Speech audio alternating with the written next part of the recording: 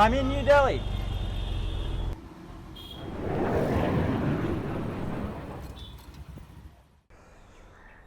Well, I think I'm in Delhi. I might still be in Sydney.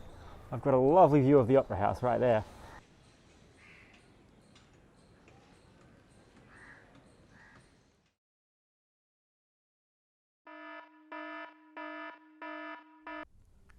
So I got to my apartment in Delhi at 10 o'clock in the evening after a 13-hour long flight. It's now 2 a.m.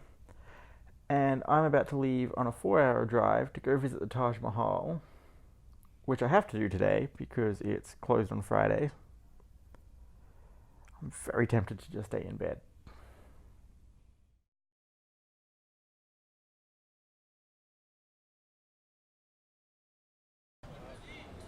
The Taj Mahal is a tomb that was commissioned by the Mughal Emperor Shah Jahan for his favourite wife, Mumtaz Mahal, though he also ended up being a tomb there himself because his plans for his own mausoleum were shot down by his son.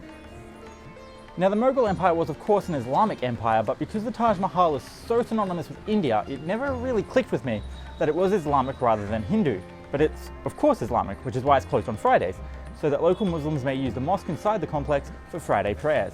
The first time seeing the Taj Mahal is awesome, in the literal sense of the word. The Taj is housed inside a large complex, and its sheer size, power and majesty is difficult to convey in words or images. 20,000 people worked for over 20 years to build it, and it shows in every little detail of gemstone art painstakingly inlaid into the marble.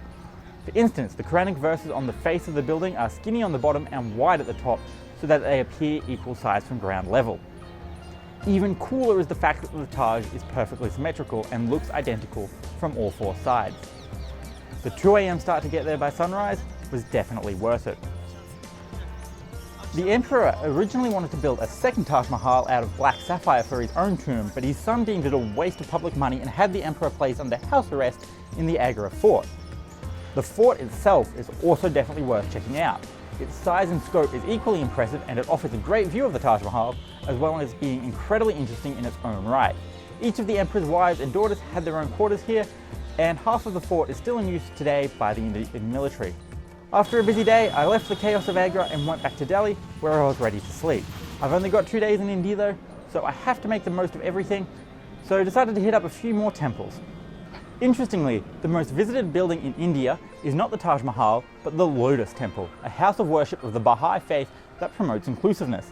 As many as 10,000 people pass through the Lotus Temple each day. Unfortunately, video recording is not allowed on most religious sites in India, which put a stop to most of my filming plans. I went to visit the Akshardam, its full name is unpronounceable to me, a Hindu temple. Constructed in the ancient time of 2005, the Akshardam was built largely by volunteer labour and is stunningly beautiful. The scale is impressive and the dancing fountains mesmerising, but cameras aren't allowed anywhere near the place.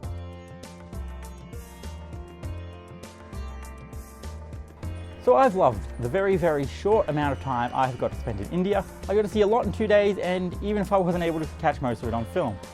I have become very quickly acclimatized to Delhi, plus the Indian people I've met here were all great. I've managed to go around without once finding anyone pushy or trying to rip me off, contrary to what I've heard.